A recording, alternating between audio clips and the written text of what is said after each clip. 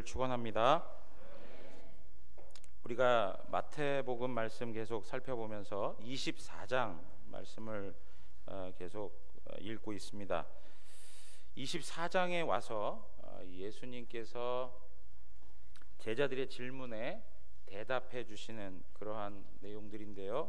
제자들의 질문이 무엇이었냐면 예루살렘이 언제 무너집니까? 라고 하는 것이었습니다. 예루살렘이 언제 무너집니까? 그리고 주의 재림과 세상의 끝의 징조가 무엇입니까? 라고 이렇게 물었습니다.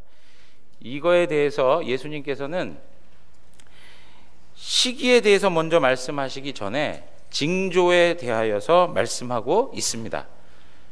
처음에 제자들은 시기를 물었는데 예수님께서는 징조를 먼저 말씀하시면서 그들에게 말세 때 일어날 일들에 대하여 준비하도록 안내하고 있는 것이죠. 우리가 결론적으로 다 아는 이야기지만 왜 시기에 대해서 말씀을 안 하셨을까요? 그 때는 누구만 아신다고요? 오직 아버지만 아시기 때문에 그렇습니다. 자, 어떤 징조가 나타날 것인가? 우리가 24장을 통해 보면서 여러 가지 많은 내용들을 살펴보면서 그 징조가 무엇인지를 한 번씩 다 읽어왔습니다. 미혹하는 자들이 나타나고 난리가 들려지고 일어나고 전쟁, 기근과 지진, 거짓 선생들이 나타나서 내가 그리스도다, 나를 믿으라. 요새도 이단이 많이 있지 않습니까? 그리고 주님 때문에 환난과 핍박과 박해를 받는 일들이 생길 것이다. 지금도 세계 곳곳에서는 예수 그리스도를 믿는다는 것 때문에 극심한 박해를 받으며 순교를 하는 사람까지 있습니다. 가깝게 어디에 있습니까? 예? 제일 가깝게는 어디에 있어요? 북한에, 그죠? 북한이 아주 심각한 박해의 나라입니다. 그리고 서로 미워하고 불법이 가득하고 사랑이 식어지는 그러한 시대를 경험할 것이다. 그렇게 얘기합니다. 그리고 해와 달과 별들을 그 모든 것들이 빛을 잃어버릴 정도로 전 우주가 다 흔들리고 요동칠 것이다. 그렇게 얘기합니다. 이것이 재난의 뭐라고요? 시작이다. 재난의 시작이라는 말을 다른 말로 뭐라고 했습니까? 산고의 시작이라, 그죠? 산통의 시작이라 그렇게 얘기했습니다. 왜요? 고난만 있는 게 아니고 그 후에 하나님께서 허락하시는 영광이 있기 때문에. 그럼 언제 끝이냐? 천국 복음이 온 세계에 전파되어야 끝이 온다라고 이렇게 말씀하고 있습니다. 이렇게 정말 말세를 살아가는 삶의 내용이라는 것은 만만치가 않습니다. 어렵습니다. 힘들고 고통스럽습니다. 신앙을 지켜내는 것이 보통 일이 아닙니다. 진리의 싸움을 싸워야 하는 것이죠. 세상은 인본주의로 점점점 더 타락되어져 가고 있습니다. 그러한 때에 신본주의의 입장에 서서 하나님의 말씀을 붙들고 살아가는 그 싸움을 싸워야 되는 것입니다. 어떠한 편에 설 것인가? 하나님 중심에 설 것인가? 인본주의에 설 것인가? 이것이 우리의 삶의 매일의 순간에 판단해야 할 내용들로 다가오고 있습니다. 여러분 기억나십니까? 레위인들에게 여호와의 편에 선 자들은 이쪽에, 그렇지 않은 자들은 저쪽에, 그리고 여호와의 편에 선 자들이 칼을 들어 자기의 친족과 자기의 형제들과 자기의 이웃들을 치라, 그렇게 얘기하지 않습니까? 이것이 너무나도 힘든 싸움이죠. 예. 그러나 여호와의 편에 선다는 것, 이건 너무나도 필연적인 이야기여야 하고 우리가 반드시 감당해 내어야만 하는 신앙의 내용들인 것입니다. 이러한 때에 기독교의 신앙을 조롱하고 비웃고 그리고 환난을 그리고 핍박을 가하는 그런 많은 사람들 앞에서 하나님께서 어떻게 하십니까? 그럼에도 불구하고 남은 자들을 두신다. 그렇게 말씀을 드렸습니다. 남은 자들을 하나님께서 남겨두셨다. 하나님의 사람을 남겨두셔서 진리의 싸움을 싸우게 하시고 그 선한 싸움을 싸워 그들을 결국에는 어떻게 하신다고요? 다 모으신다라고 했습니다. 다 다 모아들이세요. 사방에서 다 모아들이시는 거예요. 한 사람도 빠짐없이 하나님께서 모아들이셔서 그들에게 위로를 베푸십니다. 하나님의 나라의 영광을 누리게 하십니다.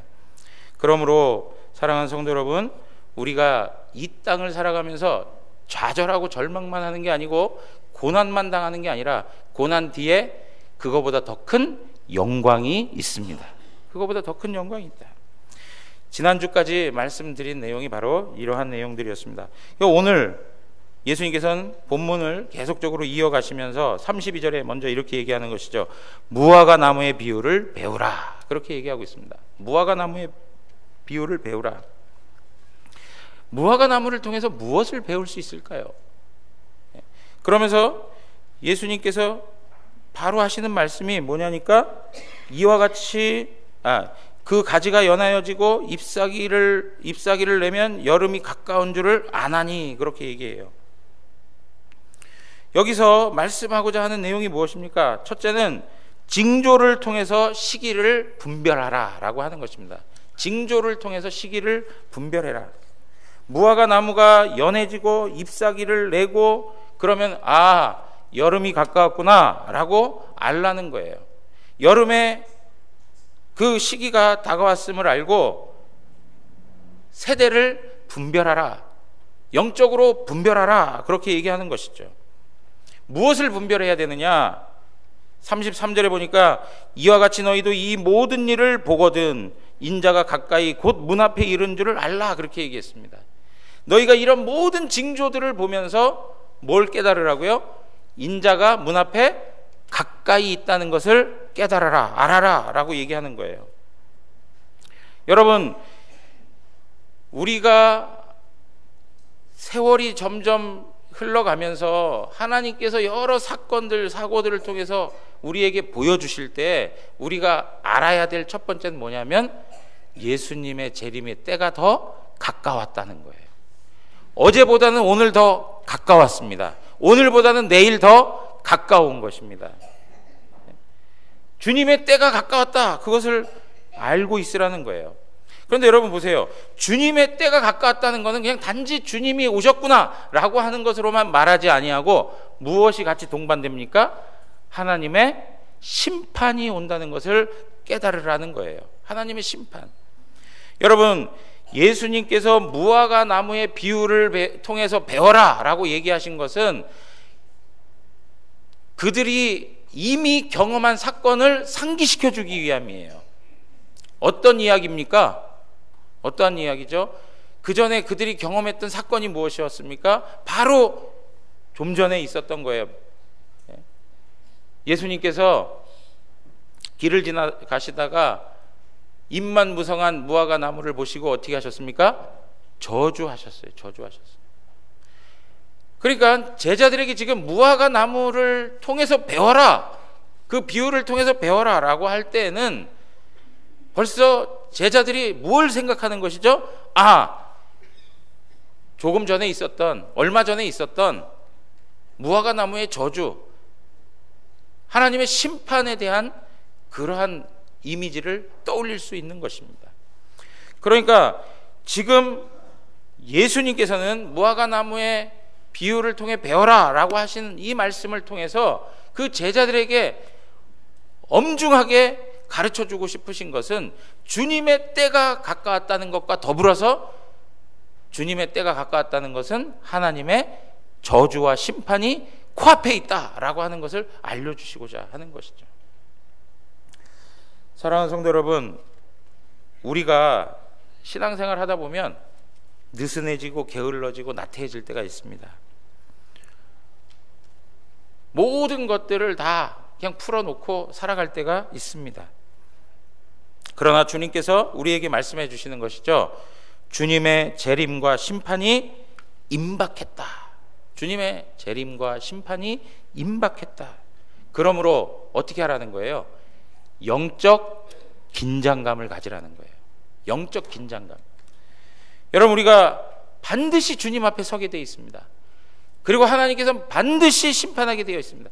여러분, 예수님 당시에 예수님이 이렇게 얘기하시고 나서 예루살렘이 얼마 지나지 않아서 한순간에 무너져 버렸습니다. 예루살렘의 무너짐은 결과적으로 우리에게 뭘 증거해 주는 것입니까? 이 세상의 종말이 어떠할 것인지를 말씀해 주는 거예요. 하나님께서 우리에게 보여주시는 사건들, 역사적인 그런 일들을 통해서 하나님께서는 종말에 나타내실 일들을 우리에게 깨닫게 하시는 것입니다. 사랑하는 성도 여러분, 그러므로 우리가 영적 긴장감을 가져야 됩니다. 얼마나 긴장을 하고 사십니까? 예? 한번 생각해 보세요. 얼마나 긴장을 하고 사시냐 이거예요. 좀 전에 우리가 축구 이야기했는데요. 축구 보기 위해서 새벽 3시에 눈이 떠진단 말이에요. 예? 그것에 대한 흥미가 있고 또 관심이 있고 재미가 있고 맛이 느껴지니까 그 시간에 눈이 떠진단 말이에요. 여러분, 주님 나라에 대한 임박함을 느끼면서 주님께서 이 가운데 행하실 하나님의 심판을 마음속에 생각할 때마다 우리는 영적인 느슨함을 다 새롭게 하여 영적 긴장감을 가져야 될 줄 믿습니다. 예, 영적 긴장감을 가지셔야 돼요. 나의 지금의 영적인 상황이 어떠한가를 분별하셔야 돼요. 내가 영적으로 느슨해져 있는 건 아닌가? 나의 기도 생활을 한번 생각해 보세요. 나의 하나님 앞에서의 말씀을 묵상하고 말씀대로 살아가는 삶의 내용들을 한번 점검해 보세요. 내가 얼마나 영적으로 느슨해져 있는가? 나의 모습과 하나님과의 그 관계, 하나님과 나와의 그 관계의 끈이 얼마나 느슨해져 있는가 하는 것들을 한번 생각해 보시라 이거예요. 그러면서도 예수님께서는 34절에 무엇을 이야기하고 있냐면 주님의 재림과 종말의 심판이 임박했다라고 하는 것을 말해주면서도 동시에 이러한 주님의 종말, 주님의 재림과 종말은 충분한 사건이 이 역사 가운데 채워지고 나서야 임할 것이다 라고 하는 것을 설명해 주고 있습니다. 34절 우리 한번 다 같이 읽어볼까요? 34절입니다. 다 같이 읽습니다. 내가 진실로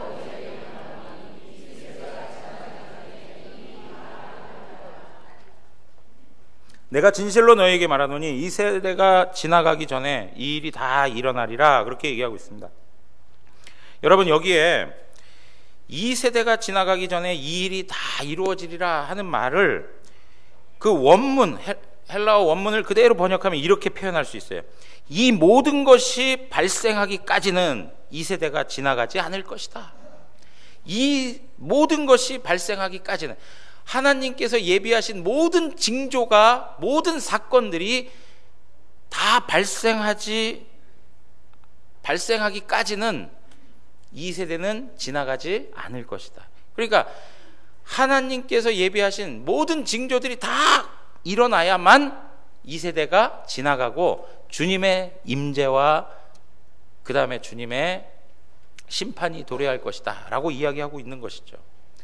여러분, 왜 이러한 말씀을 예수님께서 그 제자들에게 하시는 것입니까? 어떤 경우에 제자들은 당장에 주님의 재림과 주님의 심판이 올 것이다라고 생각했던 거예요.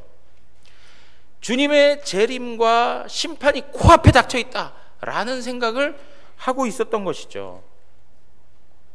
그러다 보니까 어떤 사람들은 일반적인 삶에 대해서 소홀히 다루는 거예요. 일반적으로 하나님이 나에게 주신 삶의 형편과 생활과 모든 일상의 내용들을 그냥 뒷전으로 다 밀어버렸어요. 그리고 뭐만 기다리고 있는 거예요? 주님의 재림과 주님이 심판하실 그날만을 기다리면서 사는 거예요. 밥 먹고 그날만 기다리고. 예? 다른 활동해요? 다른 활동하지 않습니다. 삶의 균형을 다 잃어버리는 거예요. 일반적인 삶의 질서들을 다 놓치고 살아가는 거예요. 그래서 예전에 시한부 종말론에 있었던 그런 일들이 삶의 현상에 나타나게 되는 것이죠. 예전에 10월 28일 1992년 10월 28일 주님이 오신다. 그러니까 모든 것을 다 정리하고 모든 것을 다 뒤로 하고 오직 그날만을 준비하면서 살았어요. 생활을 제대로 살아가지 못했어요. 그것 때문에 많은 가정들도 어려움을 경험했습니다. 이제 이러한 일들을 인하여서 건강한 신앙의 내용들을 상실하게 되는 것이죠. 여러분, 이러한 일들이 우리 시대에만 나타났던 것이 아니라 바로 초대교회에도 있었어요. 그래서 사도 바울이 뭐라고 얘기하냐면, 너희가 게으르게 살지 말아라. 규모 없는 삶을 살지 말아라. 질서 있게 살아야 된다. 주님께서 오신다 하더라도 너희에게 주신 삶의 내용들을 성실하고 충성되게 살아라 라고 이야기하세요. 내가 주부이면 주부답게 뭐 해야 되는 거예요? 가정 살림을 잘 돌봐야 되는 거예요. 내가 직장을 다녀야 되는 회사원이고 내가 사업을 하는 사업가라면 내가 맡겨진 그 삶의 내용들을 성실하게 감당해 내어야 하는 거예요. 그 하나님이 주신 일상의 모든 것들을 부족함 없이 감당해 내기를 원하시는 것이 하나님의 뜻입니다. 여러분 믿으십니까? 우리는 어떠한 일만 있으면 막 그 틀에서 벗어나고 싶어 하는데, 하나님께서는 우리에게 하나님이 주신 삶의 바운더리를 지켜내라고 말씀을 하세요. 늘 그것에 충성되라고 말씀하세요. 그것으로부터 도망치거나 회피하라고 말씀하지 않으세요. 하나님 앞에서 책임질 것을 책임지며 살라고 말씀하신다라고 하는 거예요. 그러니까 오늘 34절이 우리에게 이야기하는 것은 뭐냐면, 주님의 재림과 심판은 충분한 시간과 사건을 채우고 우리에게 임할 것이다 라고 하는 거예요. 어떤 경우에는 긴 시간이 필요로 할 수 있다는 거예요. 긴 시간. 당장 주님 앞에 주님께서 오실 것이다 라고 하는 그러한 믿음을 가지고 살아야 되지만, 그럼에도 불구하고 긴 시간이 요할 수도 있다는 것을 알아두라는 것이죠. 그러므로 우리는 내일 당장 우린 모르잖아요. 언제 주님의 재림과 심판이 다가올지 몰라요. 주님의 재림과 심판이 온다 하더라도 우리는 뭐 하고 있어야 되는 거예요? 예? 기도하고 있을게요 이런 거 하지 마시라고요. 예? 뭐 하고 계셔야 돼요? 설거지 하시던 분들은 뭐 해요? 설거지를 하셔야 돼요. 예? 그리고 직장 나가던 분들은 어떻게 하셔야 돼요? 직장 나가셔야 돼요. 그 자리에서 주님이 오셨다, 그 자리에서 만나시는 거예요. 예? 아시겠습니까? 예?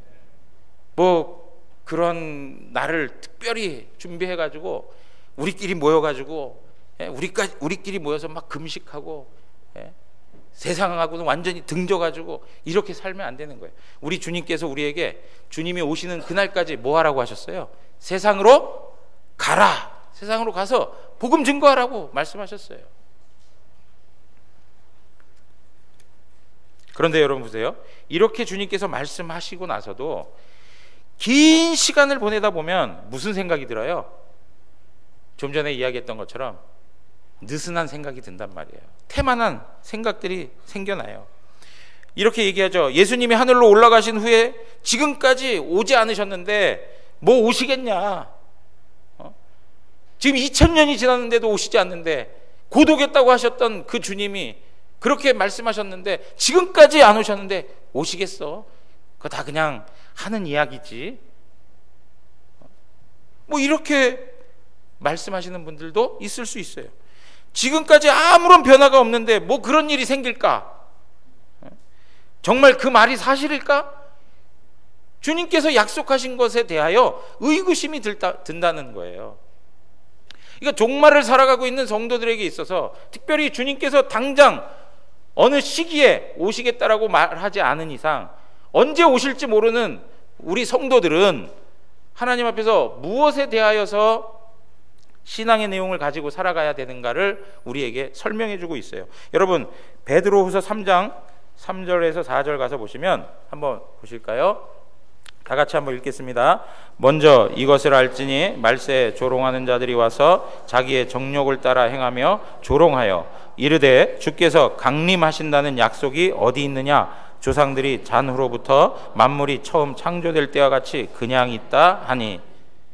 주님의 재림과 심판에 대해서, 그 약속이 진짜야? 제가 좀 전에 말씀드린 표현처럼 그게 사실이야? 지금까지 변화가 없는데 지금까지 뭐 하나 나타난 게 없는데 정말 오실까? 이런 생각을 갖게 된다는 거예요. 주님 재림에 대한 회의적 생각들을 갖게 된다는 것이죠. 그것에 대하여서 베드로가 정확하게 설명해 주고 있는 거예요. 베드로서 3장 9절에서 13절 말씀 보면 제가 읽겠습니다. 주의 약속은 어떤 이들이 더디다고 하는 것 같이 더딘 것이 아니라 오직 주께서는 너희를 대하여 오래 참으사 아무도 멸망하지 아니하고 다 회개하기에 이르기를 원하시느니라. 여러분, 이 더디게 오래 참으시는 이유가 뭐라고요? 아직도 회개하여 구원 얻을 백성이 있다는 거예요. 그러니까 오늘 우리도 이 하루를 살아가는 과정 속에서 힘들고 어려운 게 있어요. 빨리 주님 오셨으면 좋겠어요.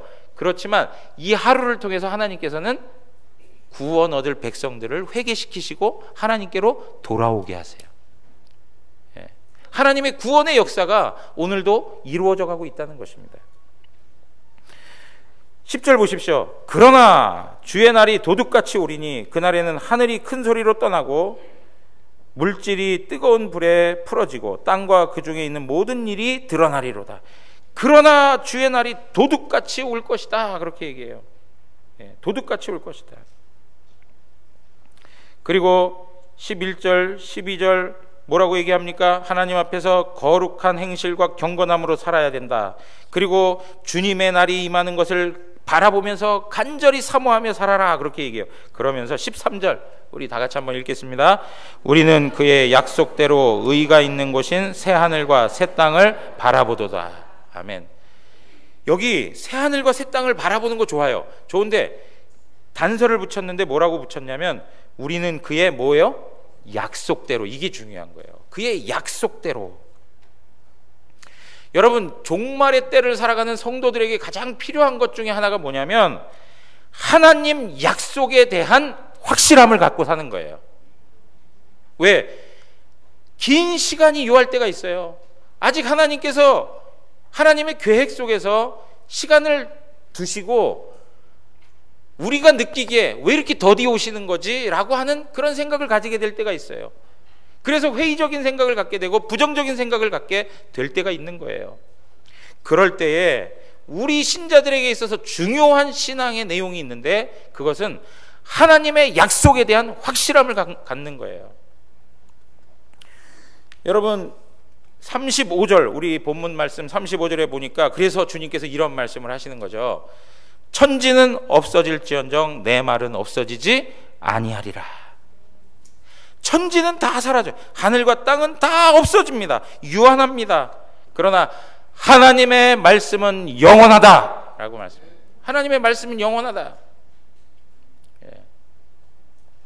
오늘 이 말씀을 다른 표현으로 하면 하나님의 말씀은 결코 사라지지 않는다.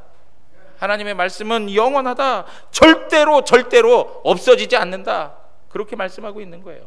세상이 다 없어져도 하나님의 말씀은 사라지거나 없어지거나 아무 의미 없이 헛되게 되지 아니하고 하나님의 말씀은 반드시 성취된다는 것입니다.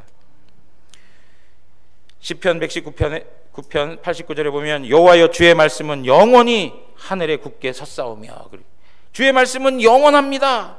하나님의 말씀은 하늘에 굳게 섰습니다 라고 이야기합니다. 왜 하나님의 말씀이 이렇게 능력이 있습니까? 하나님의 말씀은 사람의 말이 아닙니다. 하나님의 말씀은 그야말로 전능하신 하나님의 말씀인 것입니다. 민수기 23장 19절 한번 읽어보시죠. 우리 다 같이 한번 읽겠습니다. 하나님은 사람이 아니시니 거짓말을 하지 않으시고 인생이 아니시니 후회가 없으시도다. 어찌 그 말씀하신 바를 행하지 않으시며 하신 말씀을 실행하지 않으시랴. 하나님은 사람이 아닙니다. 그래서 거짓말하지 않습니다. 인생이 아니기 때문에 후회가 없으십니다. 하나님이 말씀하신 것은 반드시 이루십니다. 하나님이 약속하신 것은 반드시 성취됩니다. 여러분, 성경 신구약이 무엇이에요? 약속과 성취로 이루어졌어요. 하나님이 약속하신 것에 대해서 반드시 성취되는 것으로 성경이 계속 설명되어져 가고 있습니다. 성경에 이러한 예들을 우리가 좀 살펴봤으면 좋겠습니다. 많은 내용들이 있지만 그 중에 두 가지의 내용을 살펴볼 텐데요. 여러분, 우리가 뭘 지금 보고 있습니까? 하나님께서 심판하시고 심판하신 후에 뭘요? 하나님의 영원한 나라를 우리에게 허락해 주실 것이다 라고 하는 그 종말에 대한 이야기를 다루고 있습니다. 그런 측면에서 한 가지 신뢰는 하나님의 심판이 임한 그런 예를 한번 말씀드리고, 또 한 가지는 하나님께서 복 주시는 내용에 대하여 말씀을 나누고 싶습니다. 첫째는 무엇이냐면 여리고성과 관계된 말씀입니다. 여리고성. 여러분, 여리고성은 이스라엘이 가나안을 정복해 가는 데 있어서 하나님의 저주와 심판이 무엇인가를 보여주는 대표적인 전쟁입니다. 그래서 여리고성을 점령할 때 보시면은요, 인간적으로 한 일이 없어요. 그냥 하나님 말씀에 순종하니까 어떻게 됐습니까? 여리고성이 와르르 무너져 버렸어요. 하나님의 전쟁이었어요. 하나님께서 단호하고 하나님께서 아주 심각하게 그 여리고 백성들을 심판하시는 내용이에요. 자, 그래서 심판하고 나서 여호수아 6장 26절에 우리 한번 다 같이 보겠습니다. 제가 읽습니다. 여호수아가 그때 맹세하게 하여 이르되 누구든지 일어나서 이 여리고성을 건축하는 자는 여호와 앞에서 저주를 받을 것이라. 그 기초를 쌓을 때에 그의 맏아들을 잃을 것이요 그 문을 세울 때에 그의 막내 아들을 잃으리라 하였더라. 여러분, 하나님의 심판의 엄중함을 이야기하기 위해서 이 여리고성은 다시금 세워지지 못할 것이다 하고 못을 박습니다. 하나님의 심판의 엄중함이죠. 그렇게 여호수아가 예언을 하는데 뭐라고 예언합니까? 이 여리고성의 기초를 쌓을 때 맏아들이 죽게 되고요, 그리고 성문을 세울 때에 막내 아들이 죽게 된다는 이야기를 해요. 그런데 이 말씀이 500년이 지나서야, 500년 아합의 시대에 500년이 지나서야 그대로 나타난 사건이 있습니다. 자, 열왕기상 16장 34절입니다. 우리 다 같이 한 목소리로 읽겠습니다. 그 시대에 베델 사람 히엘이 여리고를 건축하였는데 그가 그 터를 쌓을 때에 맏아들 아비람을 잃었고 그 성문을 세울 때에 막내 아들 수굽을 잃었으니 여호와께서 눈의 아들 여호수아를 통하여 하신 말씀과 같이 되었더라. 아멘. 여러분, 이거 아합 시대에 일어난 일인데요, 아합 시대에 베델 사람 히엘이라고 하는 사람이 여리고 성을 건축하기 시작하는 거예요. 그러니까 하나님께서 어떻게 하셨어요? 그의 맏아들을 죽이시고 그의 막내 아들을 죽이셨어요. 그래서 여호수아가 예언했던 것처럼 똑같이 엄청난 하나님의 심판의 사건이 나타나게 하셨어요. 여러분, 500년이 지나서 어마어마한 하나님의 약속과 예언의 말씀이 그대로 이루어지는 것을 우리에게 말씀해 주고 있어요. 여러분, 이러한 말씀을 읽어갈 때마다 정말 놀라움을 금치 못하는 것이죠. 어떻게 여호수아가 그것을 알고 하나님의 성령에 의하여서 예언했던 그 이야기가 500년이 지나서 그대로 이루어지는, 하나님께서 하나님의 권위를 가지고 말씀하신 그 모든 내용을 하나님께서 이루어 가시는 거예요. 여러분, 둘째는 무엇입니까? 둘째는 복을 받는 사건들인데, 그 무슨 사건이냐면 아브라함 사건이에요. 아브라함. 하나님께서 아브라함을 부르십니다. 그리고 천하 만민에게 복을 주겠다고 이야기해요. 아브라함이 복의 통로가 될 거라고 말씀하고 있습니다. 여러분, 창세기 12장의 그 성경을 한번 펴놓으세요.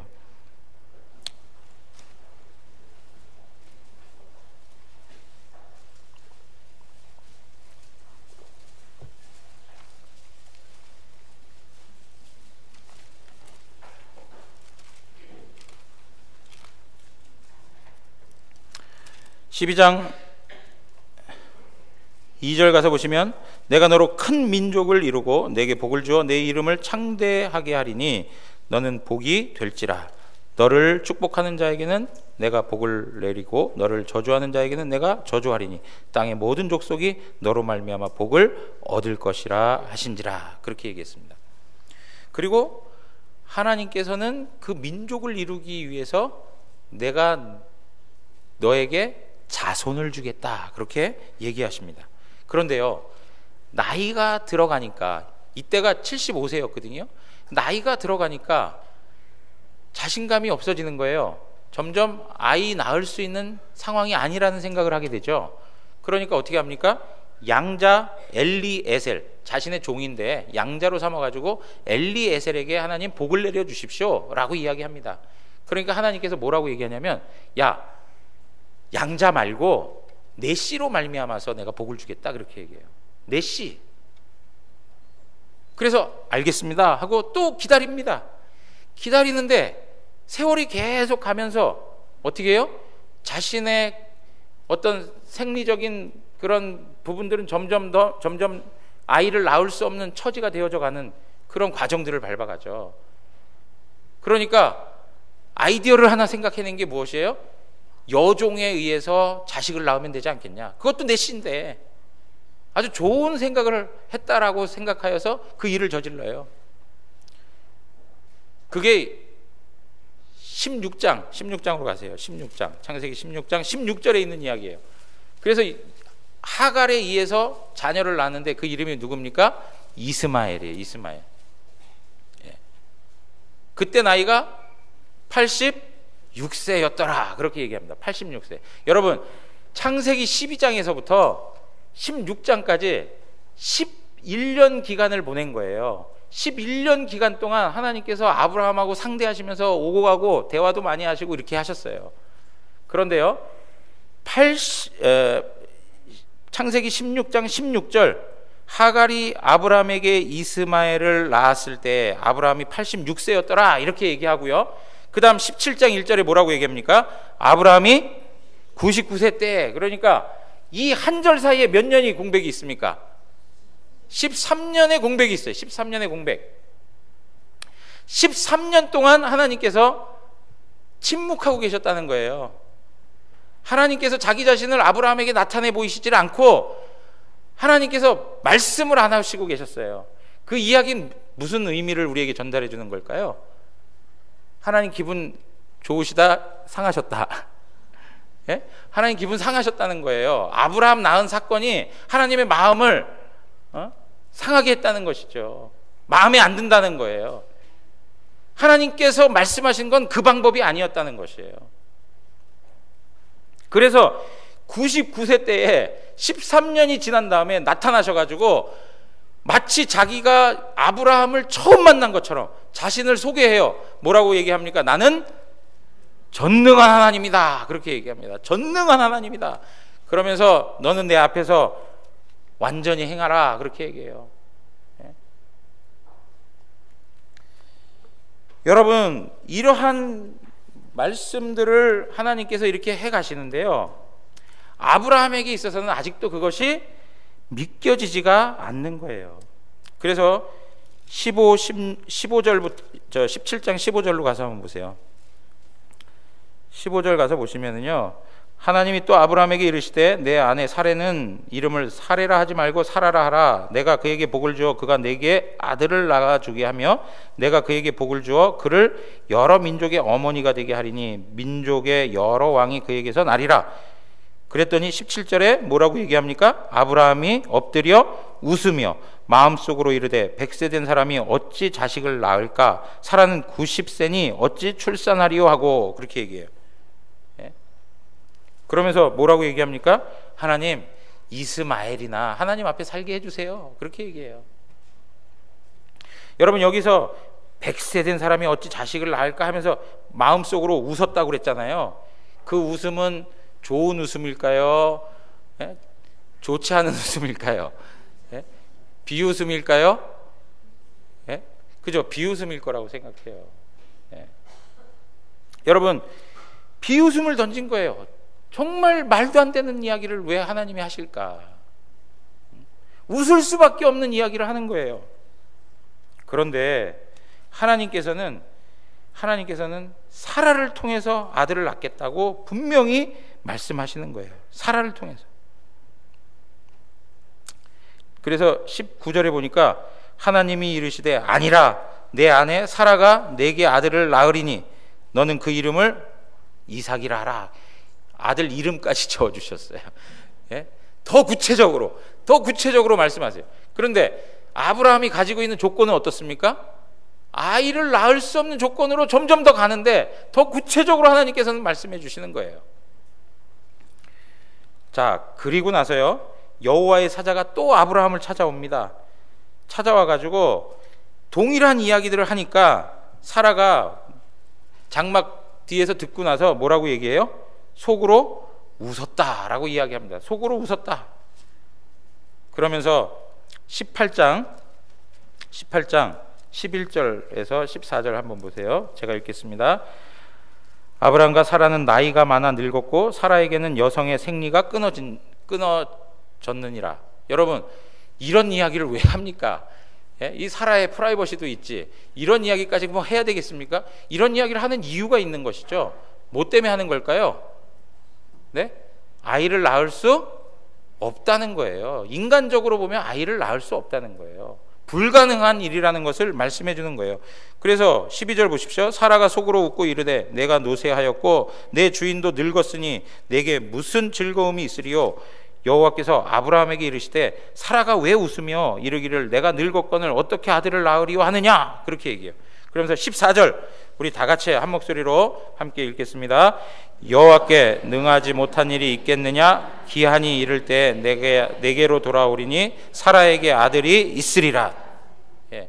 여러분, 여기 여호와께 능하지 못한 일이 있겠느냐?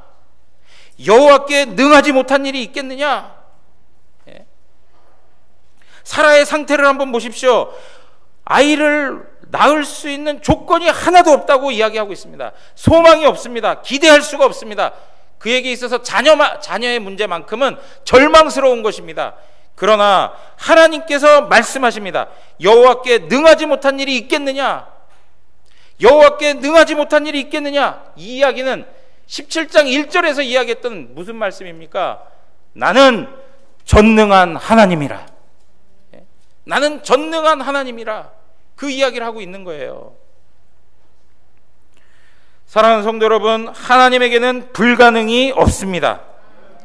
왜 그렇습니까? 하나님은 전능하시기 때문에 그렇습니다. 사람이 아니에요. 하나님이시라 이거예요. 그랬더니 그 하나님의 전능하심으로 인하여서 어떠한 일이 생겨나느냐? 21절 가서 보세요. 21장입니다. 21장.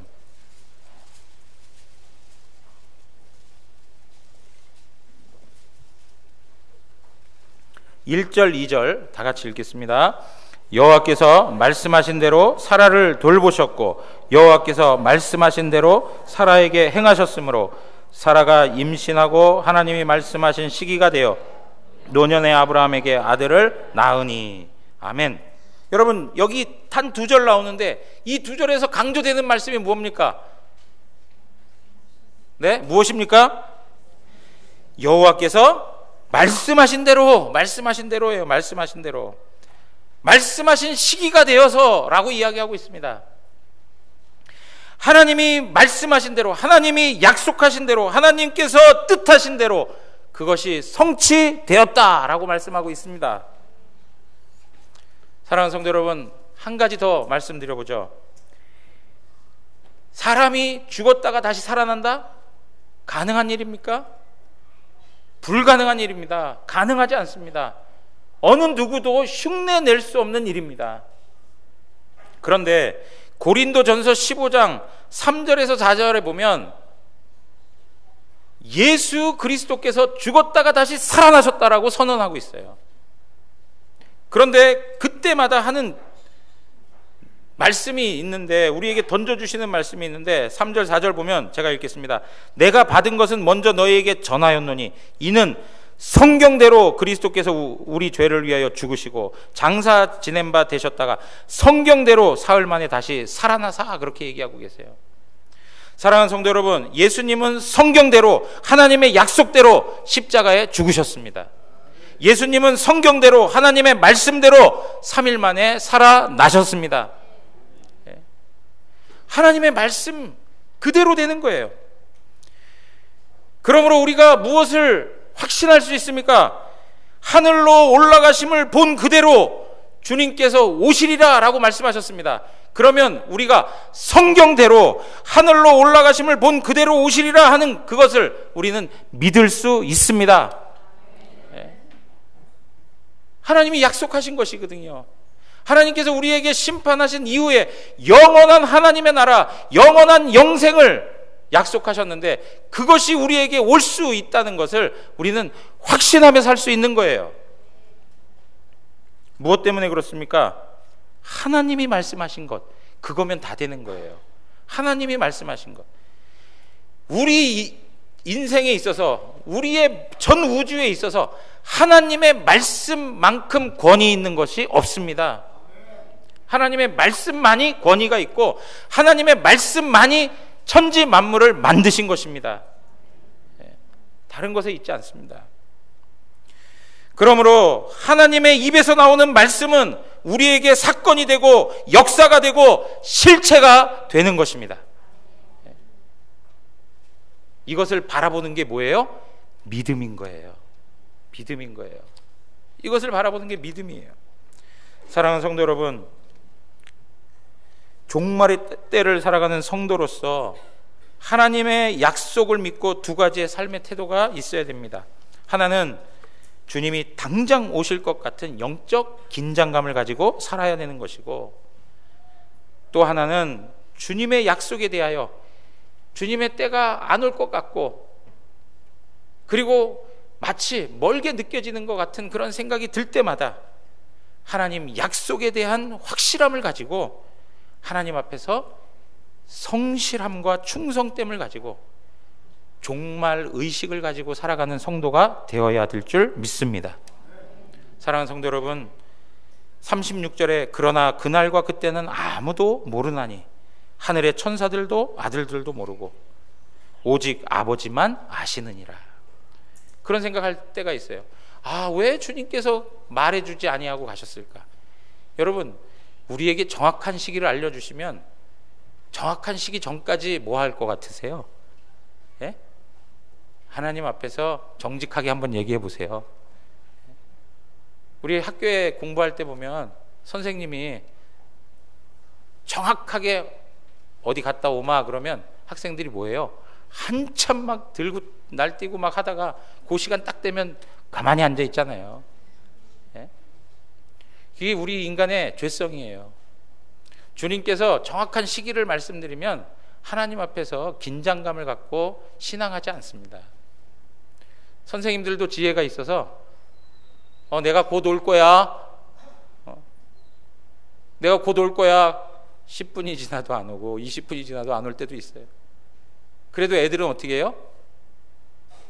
선생님이 오신다는 그 말씀을 생각하고 앉아서 자습하는 친구들이 대부분이고, 그 중에서도 나태하고 게으르고 또 함부로 하고 떠들고 장난치는 친구, 그래서 칠판에 떠든 아이 이름 쓰여지고 말이죠.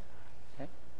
여러분, 오늘 우리가 신앙을 가지고 살아가면서 하나님 앞에서 영적 긴장감을 갖고, 그리고 내 삶에 주어진 삶의 내용들을 하나님 앞에서 충성되고 성실하게 살아가면서 하나님 약속에 대한 확실함을 갖고 믿음으로 살아가는 성도 되기를 주님의 이름으로 축원합니다. 그래서 승리하는 우리 영안교회 모든 성도 되시기를 축원합니다. 우리 다 같이 일어나겠습니다.